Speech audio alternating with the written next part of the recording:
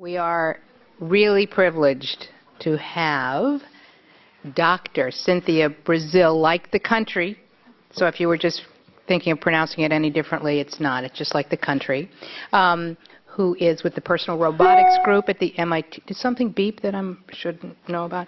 We're going to let Cynthia just take it away. Her bio is in the brochures, which is why we've skipped them, because we proofread the brochures 3 times. So we hope you'll take note of that and read every word in there. So Cynthia, please.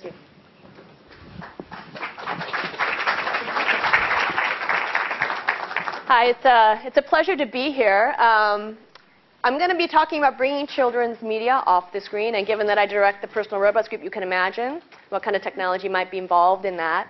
I have to confess that I am very new to the area of children's media, so I am actually extremely happy, and I find this to be a great opportunity for me to come here and have the chance to learn from you and talk to you. And through this talk, I think, share a little bit of my own journey and reason why I really am so compelled and passionate about this topic now.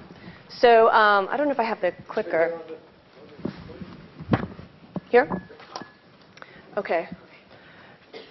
So, you know, I'm new to this. So I've started reading, of course, the classics. And I'm reading The Boy Who Would Be a Helicopter right now by Vivian Paley. And of course, she starts the book really talking about how critical storytelling, story making, and story and acting or role playing is really fundamental to how children learn, how they make sense of the complexity and the richness of the world around them and their place in it.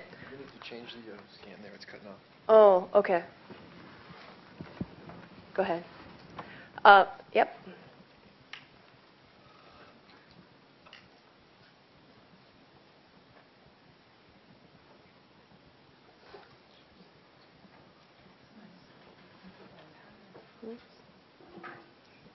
Good thing John knows what he's doing. I have to call for a 6-year-old. They're coming next. They're coming to the next slide. Drum roll. Rosenbaum, are you in the audience? It's on the right. Terrific. Is it? Oh. I don't know. Let me just. Oh. Justin, you said technology can sometimes do stupid stuff, right?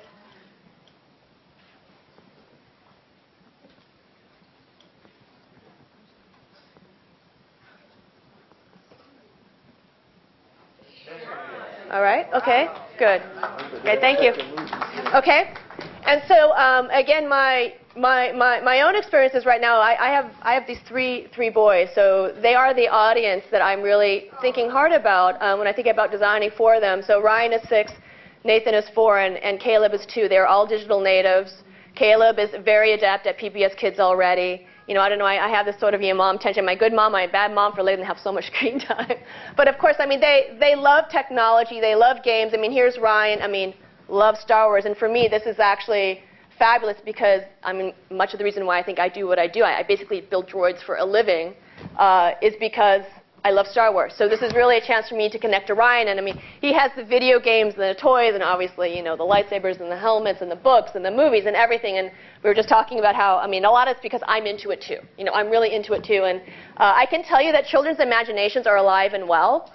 He can watch the movies. He can watch the stories. They're a great launching off point. But when I play with him, there's a lot of imagination. There's a lot of Ryan going into those stories. So I really see this as a really fascinating space. And again, just harkening back to maybe a more modern take on, of course, what Vivian has already talked about as being so important. And of course, we know that technology, it's a change agent. And it's changing, as Henry talked about in his talk, it's changing story. It's changing the audience, becoming much more empowered, much more participatory. And of course, it's changing play. And of course, through all of this, it's changing learning because we learn through all of these things. Learning is part and parcel of all of these experiences. So a lot of what I'm doing in the Media Lab is trying to explore new technology sandboxes, so to speak, to kind of explore these new ways of playing, of expressing ourselves, of story, and so forth.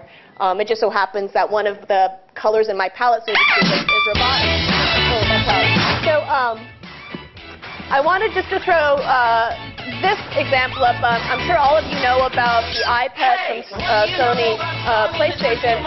And the reason why is because, well, two things. First is this is a technology that's coming into people's homes. This is an augmented reality technology where you have a digital pet that you can, again, through a camera technology, start to play with more with your full body. So not so much reliant on controllers or something, but you can actually sort of interact with it much more like it's a living thing. Now, of course, it's totally virtual, so you have to kind of look at the screen as you're kind of digitally doing this sort of stuff.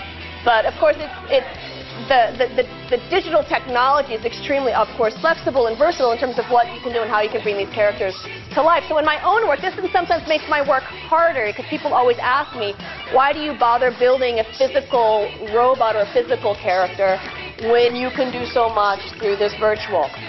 So this goes on and on, you can imagine. So again, more just to raise the point that this is a technology that's in people's homes today. Advance? I don't know what I did. There we go. Let me go back one more.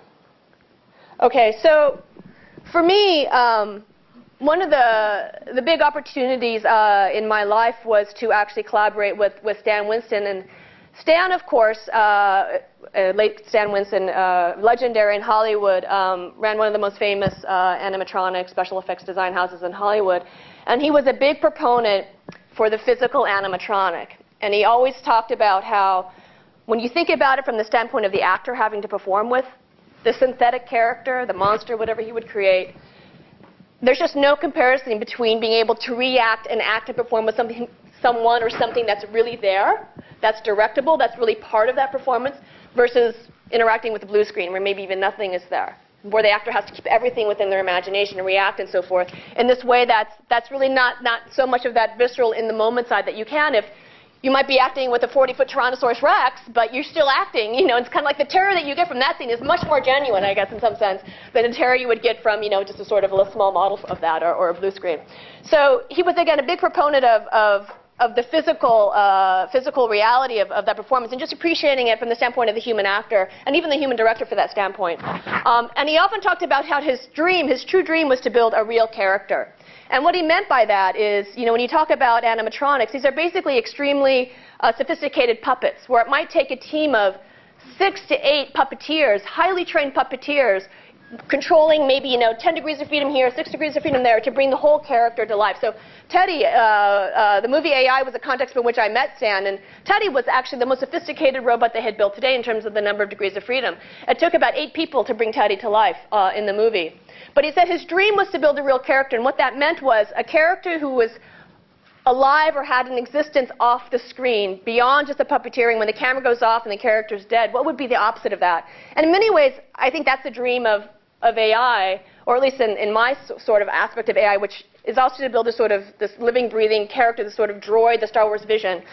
So in many ways, this vision kind of brought the two of us together. So I'm going to show just a quick video of Leo, Leonardo. this is Cookie Monster. A lot of my inspiration for how to design these robots actually comes from children and developmental psychology. And a lot of what I'm trying to get at is, again, that the social intelligence, the interpersonal intelligence, the emotional intelligence of machines with people, because I think if they're going to be part of society, accepted by society, they have to be able to interact with us on our terms. Cookie Monster is we have to be able to apply our ways of understanding this sort of character in social terms that we use to understand each other, because that's what's natural to us. Wants to get your cookies. So in this interaction, you see what's called social referencing, which is Leonardo's understanding that for this novel object, which is this Cookie Monster. It's okay, Leo. He understands that Maddie is kind of wary of it, understands that Cookie Monster is a reference, and applying Maddie's reaction to it in order to understand how it should interact with it. So again, around 1 year of age, children exhibit this form of social learning. And the big point of that is to show, you know, we do a lot of work in looking at full autonomy, robots with full autonomy in this interpersonal way. And I've started to think about, again, taking the cue from Stan, you know, digital technology and so forth. What is the role of these physical characters? So last year, we started building the simpler robots. This is a robot called Mochi here. And it's kind of like a Mr. Potato Head Robot where we took it into Ryan's preschool. And the idea was the children sat around a big circle and they did a sort of story building exercise where you would go to each child and they'd add a little bit to the story. And you can see in this picture here they actually all went around and decorated the robot, so they costumed the robot. We brought in props like a little house for the character. We brought other puppets and stuff, other physical items. And as the children went around, again, they were as much being a part of that performance as much as adding on to the story. Now, the thing that was, I think, interesting in this and shaping my thinking was that you can see Ryan, our big Ryan, my graduate student here, was actually controlling Mochi. So as the children would tell the story, he would control Mochi to act it out. So Mochi was like this real character, this sort of living character within this children's sort of constructed story where some of these aspects were passive as well. And I found what was really compelling about that was because it was a character, but it had its kind of own agency. There was opportunities for surprise. So the children, it's like, you know, when you imagine if it's all coming from your mind, you kind of know exactly what's going to happen. But when you have this little bit of agency, it's a little bit of surprise because someone else is kind of breathing life into that character. It allows them to respond and riff on each other's stories in a way that you might not if it was all total projection or total coming from only inside the head of a single child. So, and also just the physicality of that character was really compelling to them. And when we think about communication, of course, this physicality, the social, the interpersonal, the eye contact, the gesture, all of this is really critical. And of course, when you think about technologies today, we only kind of get at subsets of this. So I've been starting to think more than perhaps one of the killer apps for robots isn't necessarily the Star Wars droid, although of course I still love that vision. But maybe robots as a new kind of communication media could be really intriguing as well because it brings that social embodiment and social presence to the interaction. And of course, you know, I'm from the Media Lab, so you know, the Diamond Age is essentially our Bible. And I think, you know, the aspect of this that, again, speaks to me is not so much just the AI aspect of the primer, but the fact that there was a human on the other side. There was a teacher who was invested in that relationship with that particular child. That's what really made it work. And so I've been thinking about robotics in this context and thinking about, especially when you think about how children learn. I mean, again, it's co-present, it's physical, it's social, it's emotional, it's all of these things. And when you think about distance learning, again, they're not really able to bring these aspects to an interaction, and so you have to kind of be of a certain age to really benefit from that. But it's intriguing to think about if you could do these sorts of technologies, being able to bring these experiences to children of a wider age, to children who might not be able to have access to these kinds of learning experiences otherwise. So we started building a new robot a couple of years ago called the Huggable, which the idea is for it to look like a teddy bear. I mean, the robotic technology should really be invisible to the child. It has silent actuators. It's got cameras in the eyes, microphones in the ears, a speaker, a sensate skin, so it understands how you're touching it. It has a whole an IMU, so it understands how you're moving it. And the idea is that it's essentially, again, it's a physical character that, if you can imagine, this armature could be put into a passive kind of plush bear. So grandma could literally, like, potentially sit that bear on her lap and play with it as if she would play if she were face-to-face with a child, but she's actually moving the actual robot around. And the idea is the AI now, or the motor control, is kind of composing the entire character's behavior, so you can kind of step in and control specific degrees of freedom or kind of shape the character's behavior in the way that you want. But the overall performance of the character is autonomous at all times. So instead of, say, the Stan Winston world where you might need 2 or 3 people to control the Huggable, you really only need 1 because the AI is kind of doing some of that, the cognitive loading, kind of taking that off of you and allowing you just to focus on the interaction and for you to focus on the performance. So here's an example of touch-sensitive sensors in the feet where you don't have to have the robot look at the feet to make it look more believable. It just automatically knows if you touch the feet, I should look at it. You can direct the gaze of the character and so forth, so you can really have the robot feel, or this character feel like it's in your world, it's of your world. So this next slide. So, what do you feel like doing today? It's just a video of that. So Heather's playing the role of a child here. Okay. And I have a coloring book? in a couple offices down the hall who's kind of playing the Huggable right now, playing this character. Very good. And it's just to show that because he can see these objects in the world, imagine now you have a character, a real character, who can be in the world of the child, this one. play with the child, with the child's actual books and the child's actual toys, with other people in the room in a way that's very difficult, I think, to do when it's limited to digital technology on a screen. So this is just a little bit of the highlighting of the operator interface. How about this one?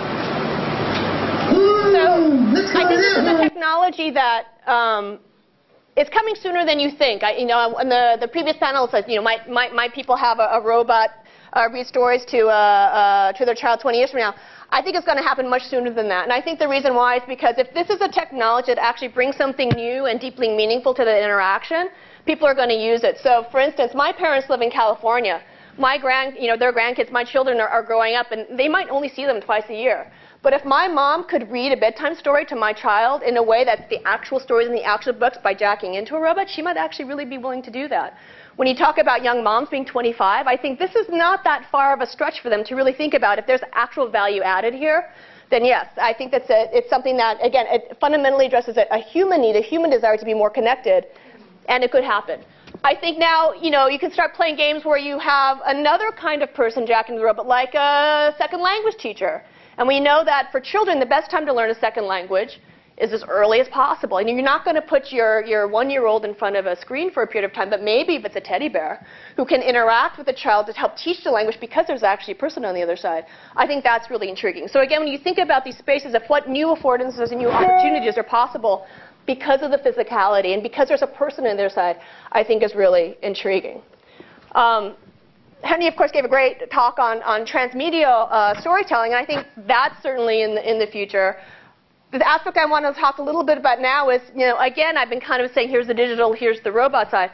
But what if you start kind of bringing them together? So not so much about you have a television experience or a movie experience or a book experience or a toy experience, but what happens when you have the digital cloud and cloud entertainment, and that content can come down to all of these different devices, the internet-enabled TV, the internet-enabled toy, the internet-enabled yada yada, and they can somehow coordinate what they do in a way that brings a new sort of experience to the interaction, to bring the story from just being off the screen into the world of the child, and to have them be able to push that content perhaps back.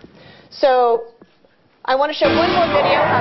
A lot of you are familiar with Natal's Xbox. So motion capture technology right now is kind of in Hollywood. It's a very expensive technology, but perhaps as soon as this fall, it's going to start coming into everybody's living room. So the idea here is that your body becomes a controller. You don't need to be pressing buttons and so forth. So if this becomes a ubiquitous technology, new opportunities are available. I think here we have an example of the motion capture here kind of being conceptually shown to you. The one thing that I think is still kind of off is that you might be playing with each other, but you're all still looking at the screen. You're not looking at each other. You're still looking at the screen. So you can imagine pushing this, I think, in new directions if you could bring that story off the screen. So this is kind of my version of Atari Pong to what might be possible sometime in the future. So again, the idea is, hopefully not too distant future, there's some media that's happening on the big screen, and it's an internet-enabled screen in the house. And so these are these little characters that we call tofus, and they're living in this land, Tofulandia. But then in the house, there's also a physical character, Miso, here, you can see him here. And again, he's able to sense and react to what's happening on the screen. So this is, again, Pong. So what happens if they could actually kick the ball kind of out of the screen through projected technology, comes in the room, and then you can kick it back into the screen. So just thinking about that flow of story, the flow of interactivity from the fantasy world on the screen into the world of the child and back, and how this can enable a much more full-bodied, social, interactive aspect of that experience, bringing that participation to the much more physicality of the child, which I think is really important. So to start to kind of push this now further to children's media, when we think about TV today, this is kind of what I see. I see my kids sitting on their butts. I see them watching the show. I see shows like Dora the Explorer asking my child a question, but not knowing what they're doing or saying. And they hear, especially with the show, this child's ready to play. This child is ready to be engaged. But of course, it's a very passive experience. But then you look back, and I actually never did this. I think this was a little before my time, but there was Winky Dink. And I'm sure many of you know Winky Dink, where you could put that piece of cellophane or whatever on the screen, and kids were at least doing and problem solving and participating. So how can we bring more of that back into that experience? So one of the things I've been thinking about, what is the Winky Dink of the 21st century? How can we think about that? How can we kind of rethink the sort of lean back versus lean forward aspect of the big kind of internet-enabled screen in the living room? And so I've been thinking a lot about how can you make it, through these sort of mixed reality technologies, more active, more participatory, more collaborative, more creative, more co-creating that story, making that story, being story makers as well as storytellers and story builders and story players.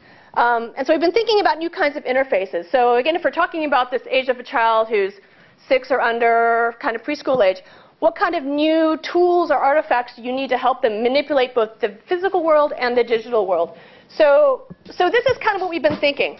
So we have these characters you've seen, these highly expressive, simple characters that can be internet enabled. And we've been thinking about creating a space that, you know, there's tablet computing and desktop computing and tabletop computing. So now I'm kind of calling this playground computing. I don't know, because I guess that's kind of what I'm getting at. I want it to be much more like play, like on the playground. So the idea is, what if you had this new kind of stylus of digital paint, and what if every surface was digitally paintable? So what if I could paint a hat into a pirate hat, and now all the characters on the screen would interact with you like you were a pirate? Or what if I could paint on a costume on me or you and have it track you? Or what if I could build something out of blocks, and if I could bring it alive through digital paint to animate it? What if literally I could start to take something out of my imagination and use the flexibility of digital technology to put it out there in the real world so that my other friends and family members could start to riff on that?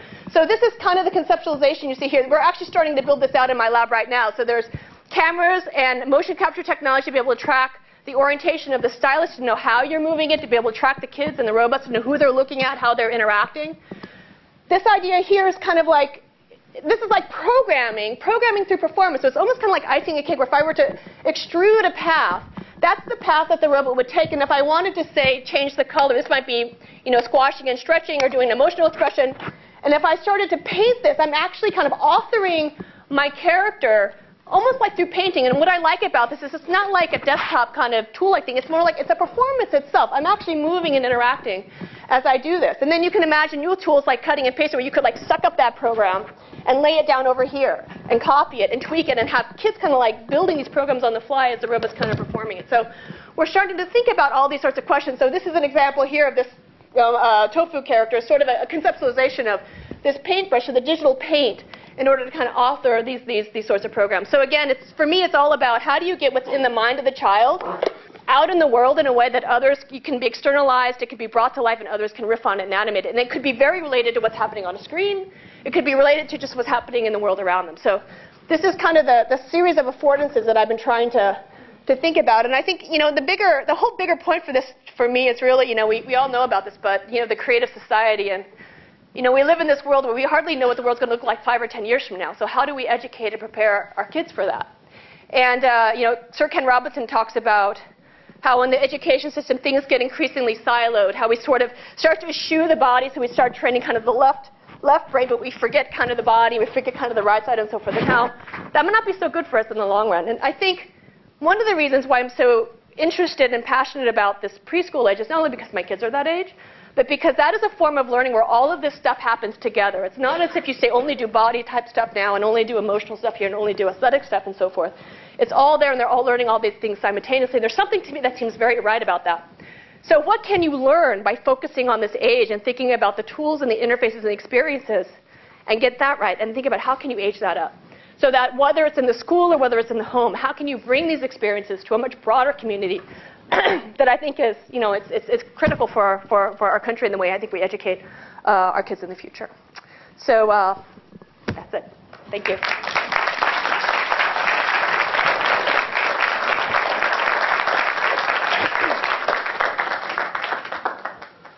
Well, if you weren't awake before, we have time, since we're running like and we have 1 or 2 questions. Time for that. Wendy, are you right behind? And if we can do that quickly, Cynthia, you'll be with us through lunch. Yep, I will. And so if I'm here. Okay. I'm here to learn. That's great. All right, so just 1 or 2, Wendy, I think it was right. Okay. Yeah. Firstly, I'm so glad to see someone who speaks as fast as I do. Looking at those emotions and how the robots run, I'm not sure if anyone's thinking about bringing that in for kids with disabilities like autism, to bring to help them emulate emotions. Because that's obviously the part that's lacking. Yeah, so as it turns out, in my field, which is called social robotics, actually one of the big application domains is children on the ASD spectrum. And one of the reasons why is because it's a social robot, so it can provide this social form of interaction, but it's not as overwhelming as the human face. So what you're finding is because it's a robot, children on the ASD spectrum, they love it because it's technology, and they can interact with it in this way. So you start to see, I mean, again, a lot of this is anecdotal, but you start to see, you know, joint attention, these sorts of nonverbal communication skills, vocalizations that you might not see when they're interacting with other people that come to the fore when you see them interact with these robots. So it's a very intriguing way to think about a therapeutic intervention, so to speak, to kind of scaffold that social ability, the ability to think about these sorts of interaction patterns in a way that ultimately, ideally, gets to a person, but you kind of bootstrap it. Through simpler robots like this, that might get more sophisticated as time goes on. But that's a very active area of research right now in the social robotics community because kids are so motivated to interact with them. One other question? Cynthia, thank you. That was awesome. Do you have at this early stage an idea of which stories, what kind of stories are working best for this broad and amazing way of kind of moving through spaces? Yeah, so, I mean, I think fantasy imagination, I think, is an obvious one, where the characters are obviously sort of non-human fictitious sort of characters. I think it's a good space for that. We're actively trying to seek out collaborators, media makers, people who understand the storytelling aspect of this, who can really help us think through what is the language, what are the tools, what do you need to be able to do with this sort of new media in order to tell these new kinds of stories in a really compelling way. But, I mean, definitely thinking about, I think, fanciful characters. I love the idea of thinking about there's a story that's happening on the screen that might be more linear, but then somehow it can spill off into this more scratch pad, sandboxy sort of space that's happening in parallel. And somehow what the child is doing here is obviously relating to what's happening here, or they can do this beyond what happened on the screen to kind of see this next thing. Maybe it leads off with a problem or a challenge or something that the child tries to solve and then feeds back into the next part of that narrative. So I want to see a very rich sort of give and take between what's happening in the story as well as what's happening in the real world of the child. I think there's a lot of things that needs to be done about how you would do that in real time between a narrative and what's happening in the world of the child that I'm really intrigued about thinking about as well. So I think there's a huge white space there. And the big, I think that the thing is just to start trying to do something with people who understand story and media and kind of work this through together. So yeah. Thank you. Great. Thank you.